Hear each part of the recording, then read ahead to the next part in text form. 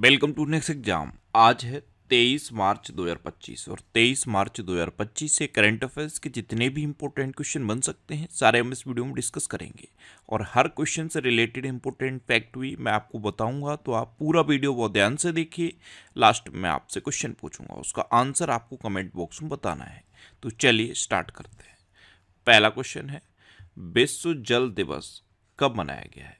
तो अभी 22 मार्च को विश्व जल दिवस मनाया गया। तो उस क्वेश्चन का बे ऑप्शन सही है।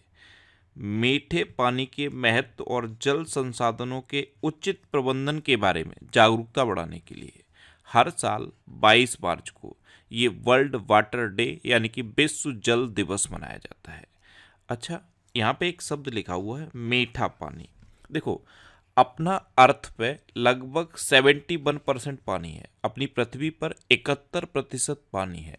लेकिन ये जो 71% पानी है, इसमें से 97% पानी सलाइन वाटर है। सलाइन वाटर यानी कि नमकीन है, खारा पानी है, उसको आप पी नहीं सकते। तो कितना बचा? सिर्फ 3% पानी ही आपके उपयोग के लिए है, आप उसे पी सकते हो। तो मीठे पानी के महत्व और जल संसाधनों के उचित प्रबंधन के बारे में जागरूकता बढ़ाने के लिए हर साल 22 मार्च को विश्व जल दिवस मनाया जाता है। अच्छा, इस बार के विश्व जल दिवस का विषय है ग्लेशियर संरक्षण। क्या है इसकी थीम? ग्लेशियर संरक्षण। तो इस क्वेश्चन से आपको इतनी जानकारी मिलती है। अच्छा, अभी मार्च में अब तक इतने इंपॉर्टेंट डे मनाए गए, जैसे 1 मार्च को विश्व नागरिक सुरक्षा दिवस, शून्य भेदभाव दिवस, विश्व समुद्री घास दिवस और अंतर्राष्ट्रीय व्हीलचेयर दिवस मनाया गया। 2 मार्च को विश्व किशोर मानसिक स्वास्थ्य दिवस मनाया गया। 3 मार्च को विश्व वन्यजीव दिवस और विश्व श्रवण दिवस मनाया गया। 4 मार्च को राष्ट्रीय सुरक्षा दिवस मनाया गया। 5 मार्च को अंतर्राष्ट्रीय निशस्त्रीकरण और अप्रसार जागरूकता दिवस मनाया गया। 6 मार्च को राष्ट्रीय दंत चिकित्सक दिवस मनाया गया। 7 मार्च को जन औषधि दिवस मनाया गया। 8 मार्च को अंतर्राष्ट्रीय महिला दिवस मनाया गया। 10 मार्च को केंद्रीय औद्योगिक सुरक्षा बल स्थापना दिवस यानी कि CISF का स्थापना दिवस मनाया गया। 12 मार्च को धूम्रपान निषेध दिवस मनाया गया। ये इंपॉर्टेंट है, ये जितने भी मैंने ब्लू कलर में हाईलाइट कर दिए हैं ये इंपॉर्टेंट है, एग्जाम में कई बार पूछे गए हैं। 14 मार्च को नदियों के लिए अंतर्राष्ट्रीय कार्यवाही दिवस और पाई दिवस मनाया गया। मैं आपको कई दिन से बता रहा हूँ पाई की वैल्यू क्या होती है, 3.14। तो 14 यानी कि 14 और 3 यानी कि तीसरा महीना। तो मार्च की 14 तारीख को हर साल पाई दिवस मनाया जाता है। 15 मार्च को विश्व उपभोक्ता अधिकार दिवस मनाया गया। 16 मार्च को राष्ट्रीय टीकाकरण दिवस मनाया गया। 17 मार्च को सेंट पैट्रिक दिवस मनाया गया।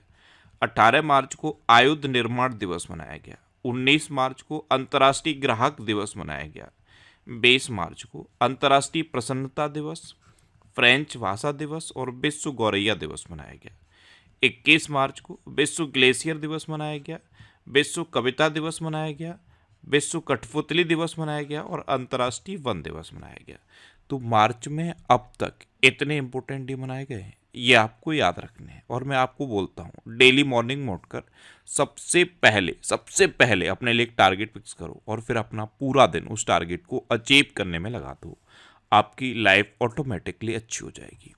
नेक्स्ट क्वेश्चन है, हाल ही में स्वतंत्रता सेनानी पे श्रीरामुलु की 58 फीट ऊंची प्रतिमा कहाँ स्थापित की जाएगी? तो ये अमरावती में स्थापित की जाएगी। आंध्र प्रदेश के chief minister N Chandrababu Naidu ने घोषणा की है कि अमरावती में स्वतंत्रता सेनानी पोट्टी श्रीरामुलु की 58 फीट ऊंची प्रतिमा स्थापित की जाएगी। तो इस क्वेश्चन का सी ऑप्शन सही है। नेक्स्ट क्वेश्चन है, हाल ही में किसे इस वर्ष का ज्ञानपीठ पुरस्कार दिया जाएगा? तो ये 2024 का ज्ञानपीठ पुरस्कार है और अभी इसकी घोषणा हो गई है। इस बार ये ज्ञानपीठ पुरस्कार विनोद कुमार शुक्ल को मिलेगा। तो इस क्वेश्चन का बी ऑप्शन सही है। ये हैं विनोद कुमार शुक्ल। ये छत्तीसगढ़ के एक प्रसिद्ध साहित्यकार लेखक हैं और इनको इस बार का ज्ञानपीठ पुरस्कार मिलेगा। और ये इस बार का ज्ञानपीठ पुरस्कार 59वें नंबर का ज्ञानपीठ पुरस्कार है। ये 88 वर्षीय एक साहित्यकार और लेखक हैं और छत्तीसगढ़ के हैं, और छत्तीसगढ़ से ये पहली बार किसी को ज्ञानपीठ पुरस्कार मिलेगा। अच्छा, इनकी कुछ प्रसिद्ध रचनाएं हैं, जैसे दीवार में एक खिड़की रहती थी, इसकी वजह से इनको 1999 में साहित्य अकादमी पुरस्कार मिला था। ये इनकी जो रचना है, दीवार में एक खिड़की रहती थी, इसकी वजह से 1999 में विनोद कुमार शुक्ल को साहित्य अकादमी पुरस्कार मिला था। इनकी एक ये रचना है नौकर की कमीज, इस पर मूवी बनी थी। इनका एक कविता संग्रह है सब कुछ होना बचा रहेगा। ये इनके बारे में इतना आपको याद रखना है। नाम क्या है? विनोद कुमार शुक्ल। कहाँ के हैं? छत्तीसगढ़ के हैं।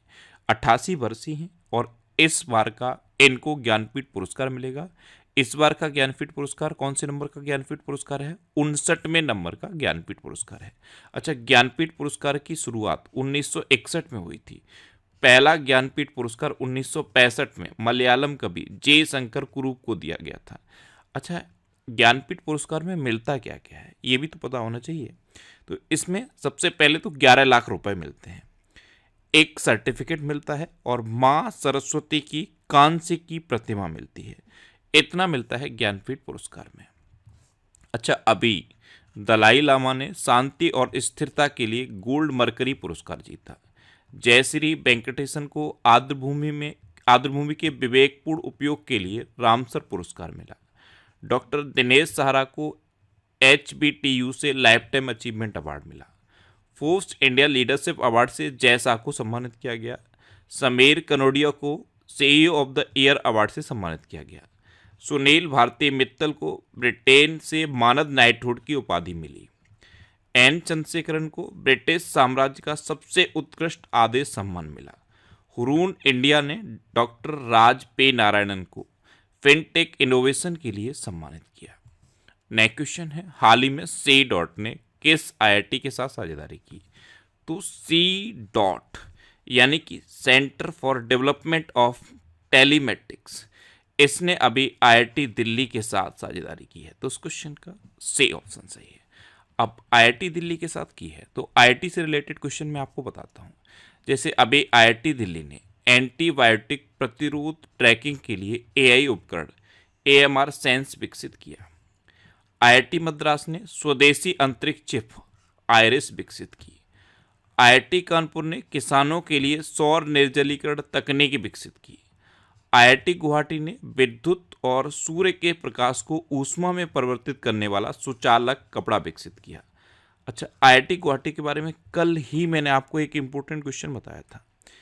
इसने कैंसर थेरेपी के लिए इंजेक्टेबल हाइड्रोजेल डेवलप किया है। किसने? IIT गुवाहाटी ने। और IIT गुवाहाटी ने स्टूडेंट्स के लिए मल्टीपर्पज फर्नीचर भी डेवलप किया। सेना ने उच्च ऊंचाई पर बांस आधारित बंकर विकसित करने के लिए IIT गुवाहाटी के साथ साझेदारी की। स्वदेशी 6G ऑप्टिकल चिपसेट के लिए सी डॉट ने IIT मुंबई के साथ साझेदारी की थी। और IIT मद्रास ने एशिया के सबसे बड़े उथले तरंग बेसिन का अनावरण किया। अच्छा, IIT मुंबई ने मृदा प्रदूषण को रोकने के लिए एक बैक्टीरिया डेवलप किया है। IIT मुंबई ने ही दर्द रहित इंजेक्शन के लिए सुई रहित शॉक सिरिंज डेवलप की है। इतना आपको IIT से रिलेटेड याद रखना है। नेक्स्ट क्वेश्चन है, हाल ही में जस्टिस हरीश टंडन को किस राज्य के हाई कोर्ट का मुख्य न्यायाधीश नियुक्त किया गया? तो ये हैं जस्टिस हरीश टंडन। इनको अभी उड़ीसा के हाई कोर्ट का नया चीफ जस्टिस नियुक्त किया गया। तो उस क्वेश्चन का बी ऑप्शन सही है। अब उड़ीसा, तो ये है मैप में उड़ीसा। उड़ीसा की कैपिटल है भुवनेश्वर। उड़ीसा के चीफ मिनिस्टर हैं मोहन चरण मांझी और उड़ीसा के गवर्नर हैं डॉक्टर हरि बाबू कंबमपति। अच्छा, उड़ीसा सरकार ने ग्राम विकास के लिए विकासिता गांव योजना शुरू की। उड़ीसा में महिला उद्यमियों के लिए विशेष औद्योगिक पार्क स्थापित किया जाएगा। नीति आयोग के प्रथम वित्तीय स्वास्थ्य सूचकांक में उड़ीसा टॉप पर रहा। तीसरा राष्ट्रीय खान मंत्रियों का सम्मेलन ये उड़ीसा के कोणार्क में हुआ।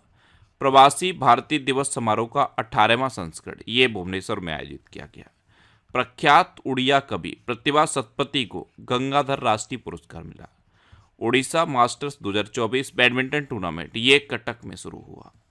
टाटा स्टील ने उड़ीसा के कलिंग नगर में देश का सबसे बड़ा ब्लास्ट फर्नेस चालू किया है। अच्छा, उड़ीसा के बारे में कुछ इंपॉर्टेंट फैक्ट मैं आपको हर बार बताता हूँ। जैसे रसिकुलिया बीच, गोल्डन बीच, ये उड़ीसा में है। उड़ीसा में सुनावेडा वाइल्ड लाइफ सेंचुरी है, कोठागढ़ वाइल्ड लाइफ सेंचुरी है, नलवन वाइल्ड लाइफ सेंचुरी है, बैसीपल्ली वाइल्ड लाइफ सेंचुरी है, गहिरमठ वाइल्ड लाइफ सेंचुरी है और चिल्का लेक है। चिल्का लेक भारत की सबसे बड़ी खारे पानी की लेक है। उड़ीसा में लिंगराज टेम्पल है, कोणार्क टेम्पल है और जगन्नाथ टेम्पल है। इतना आप उड़ीसा के बारे में याद रखिए। नेक्स्ट क्वेश्चन है, हाल ही में अमेरिका ने किस देश की पूर्व राष्ट्रपति क्रिस्टीना फर्नांडीज के देश में प्रवेश पर प्रतिबंध लगाया? तो ये अर्जेंटीना की पूर्व राष्ट्रपति हैं क्रिस्टीना फर्नांडीज। इनके देश में प्रवेश पर प्रतिबंध अमेरिका ने लगाया है। तो उस क्वेश्चन का डी ऑप्शन सही है। एक्चुअल में जब ये राष्ट्रपति के पद पर रहती थी तो पद पर रहते हुए इन पर भ्रष्टाचार में शामिल होने के आरोप लगे थे। इस वजह से अमेरिका ने इन पर देश में प्रवेश की प्रतिबंध लगा दिया है। अब अर्जेंटीना, तो ये है मैप में अर्जेंटीना। अर्जेंटीना कैपिटल क्या है? Buenos Aires. अर्जेंटीना की करेंसी है अर्जेंटीना पैसो और अर्जेंटीना के प्रेजेंट टाइम पे प्रेसिडेंट कौन है? Javier Milei. कौन है? Javier Milei. अच्छा, भारत और अर्जेंटीना ने लिथियम अन्वेषण और खनन में सहयोग को मजबूत करने के लिए एक एमओयू पर हस्ताक्षर किए। अमेरिका के बाद अब अर्जेंटीना ने WHO से बाहर निकलने का फैसला किया है और अर्जेंटीना के राष्ट्रपति जेवियर माइली को इटली की नागरिकता दी गई है। नेक्स्ट क्वेश्चन है, हाल ही में जॉर्ज फोरमैन का निधन हुआ है, वे कौन थे? तो ये एक बॉक्सर थे, ये थे जॉर्ज फोरमैन और अभी 76 ईयर की एज में इनका निधन हो गया। तो उस क्वेश्चन का बी ऑप्शन सही है। अच्छा, माइंड में नहीं क्लिक किया कि ये किस देश के थे? तो ये अमेरिका के थे। कहाँ के थे? अमेरिका के एक फेमस बॉक्सर थे जॉर्ज फोरमैन और अभी इनका निधन हो गया है। नेक्स्ट क्वेश्चन है, हाल ही में नेटुम्बो नंदी नदैत्वा ने किस देश की पहली महिला राष्ट्रपति के रूप में शपथ ली? तो नेटुम्बो नंदी नदैत्वा ये हैं नेटुम्बो नंदी नदैत्वा और इन्होंने अभी नामीबिया के राष्ट्रपति के रूप में शपथ ली है। तो उस क्वेश्चन का सी ऑप्शन सही है। अच्छा, अभी यामांडू ओरसी ये उरुग्वे के नए राष्ट्रपति बने। एली वोलोजन ने रोमानिया के अंतरिम राष्ट्रपति के रूप में शपथ ली। कॉन्स्टेंटाइन टेसुलस को ग्रीस का नया राष्ट्रपति चुना गया। अलेक्जेंडर लुकाशेंको ने बेलारूस के राष्ट्रपति का चुनाव जीता। माइकल मार्टिन दूसरी बार आयरलैंड के प्रधानमंत्री बने। जॉन ड्रामानी महामा ने घाना के राष्ट्रपति के रूप में शपथ ली है। फ्रांकोइस बायरू को फ्रांस का नया प्रधानमंत्री नियुक्त किया गया। एलेक्स डिडियर फ्लिस एम ने हैती के नए प्रधानमंत्री के रूप में शपथ ली है। नेक्स्ट क्वेश्चन है, किस राज्य का 113वां स्थापना दिवस मनाया गया? तो अभी 22 मार्च को बिहार का 113वां स्थापना दिवस मनाया गया। तो उस क्वेश्चन का बी ऑप्शन सही है। एक्चुअल में ब्रिटिश काल के दौरान 1912 में बंगाल प्रेसिडेंसी से अलग होकर बिहार एक नया राज्य बना था और इसलिए इसका अभी 113वां स्थापना दिवस मनाया गया है। अब बिहार, तो ये है मैप में बिहार। बिहार की कैपिटल है पटना। बिहार के चीफ मिनिस्टर हैं नीतीश कुमार और बिहार के गवर्नर हैं आरिफ मोहम्मद खान। अच्छा, बिहार में वाल्मीकि नेशनल पार्क भी है। पहला सौर वेदनाम उत्सव बिहार के पूर्वी चंपारण जिले के मोतिहारी शहर में संपन्न हुआ। ग्रामीण क्रिकेट लीग शुरू करने वाला भारत का पहला राज्य बिहार बना है। बिहार के सुल्तानगंज रेलवे स्टेशन का नाम बदलकर अजगैबीनाथ धाम रखा जाएगा। बिहार के कैमूर जिले में राज्य का दूसरा टाइगर रिजर्व स्थापित किया जाएगा। बिहार में बेहटा में पहले ड्राई पोर्ट का उद्घाटन किया गया। बिहार में पितृपक्ष मेला शुरू हुआ।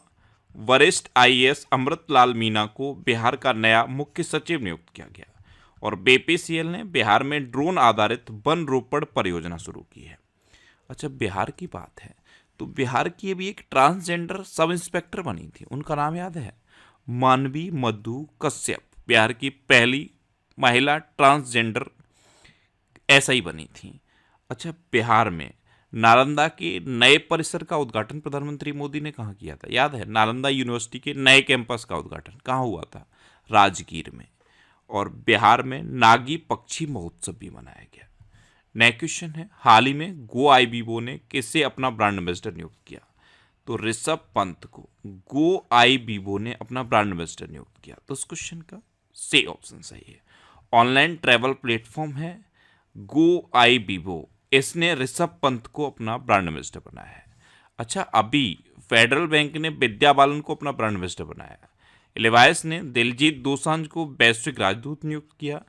फेक्की फ्रेम्स का ब्रांड एम्बेसडर आयुष्मान खुराना को नियुक्त किया गया। सलमान खान को खो खो वर्ल्ड कप 2025 के लिए ब्रांड एम्बेसडर बनाया गया।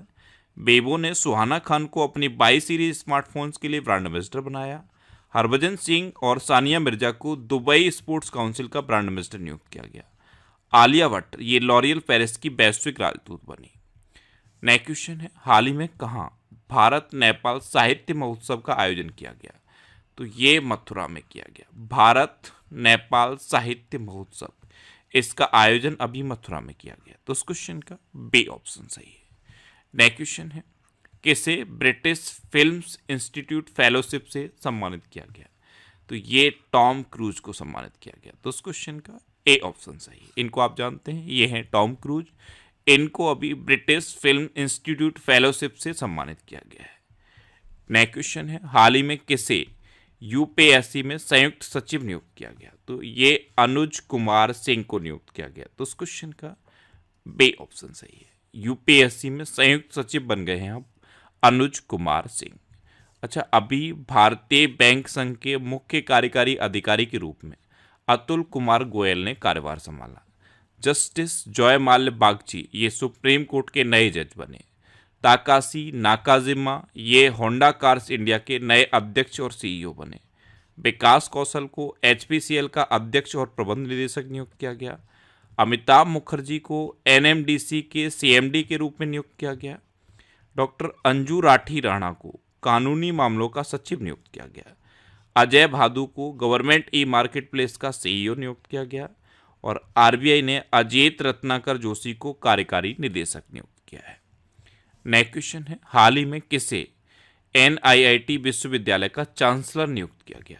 तो इनको आप पहचानते हो, ये हैं अमिताभ कांत। ये नीति आयोग के सीईओ रह चुके हैं।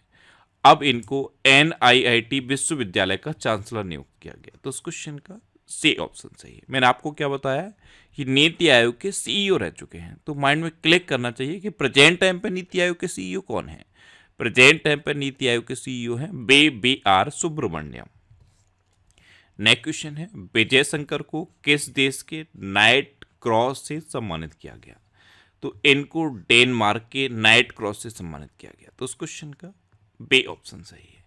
ये हैं विजय शंकर, और भारत डेनमार्क संबंधों को मजबूत करने की वजह से इनको डेनमार्क के knight cross of the order of Dannebrog से सम्मानित किया गया है। अब डेनमार्क तो मैप में देख लो, ये है डेनमार्क। डेनमार्क की कैपिटल है कोपेनहेगन।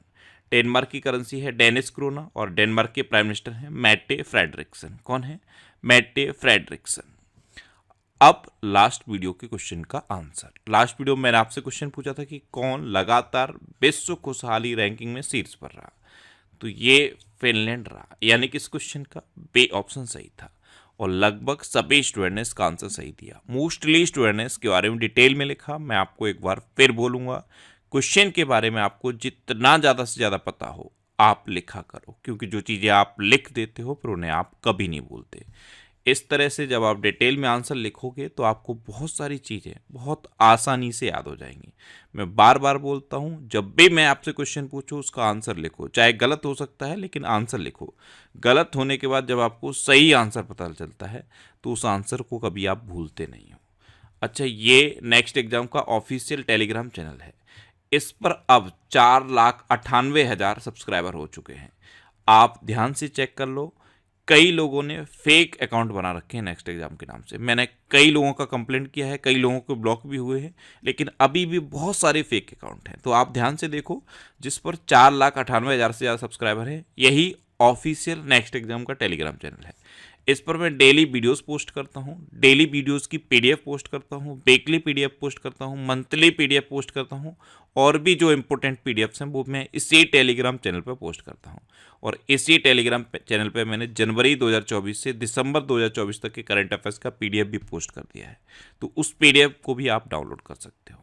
अच्छा, ये मार्च के फर्स्ट वीक का वीकली करंट अफेयर्स का वीडियो है। ये सारे वीकली वीडियोस आपको YouTube पर फैक्ट स्टडी चैनल पर मिलेंगे, तो YouTube पर फैक्ट स्टडी सर्च करके आप इन वीडियोस को देख सकते हो।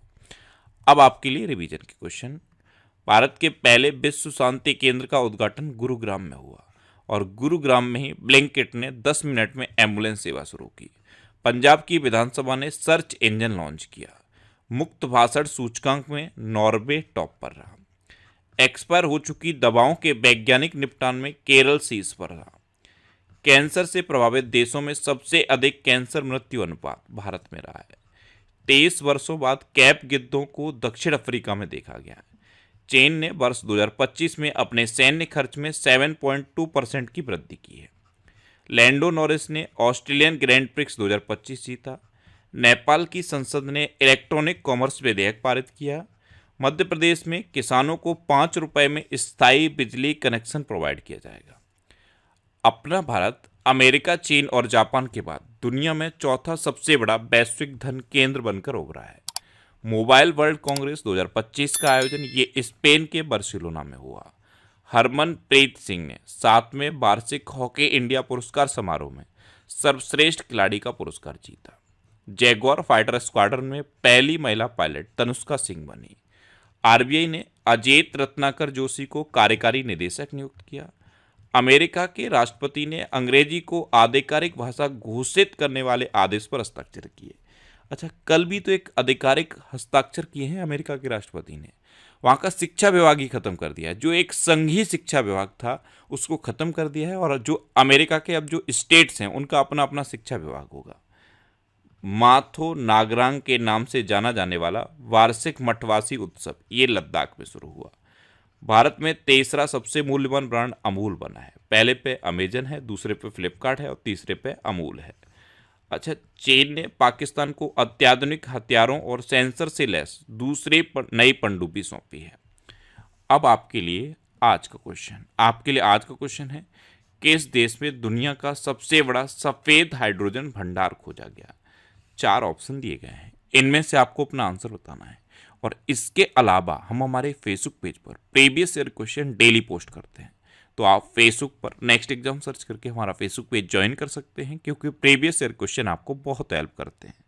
अगर आपको किसी क्वेश्चन में कोई डाउट होता है या आपको अपने करियर से रिलेटेड भी कोई प्रॉब्लम है, तो आप इंस्टाग्राम, फेसबुक और एक्स पर इंद्रेश आरसी सर्च करके आप मेरे साथ जुड़ सकते हैं और कोई भी डाउट, कोई भी confusion without any hesitation discuss कर सकते हैं। तो ये था आज का हमारा करंट अफेयर्स का वीडियो। आपको ये वीडियो कैसा लगा प्लीज कमेंट बॉक्स में जरूर बताना, और अगर अभी तक भी आपने हमारे इस चैनल को सब्सक्राइब नहीं किया है तो इससे आप सब्सक्राइब कर लीजिए। आपको इस चैनल से निश्चित ही मदद मिलेगी।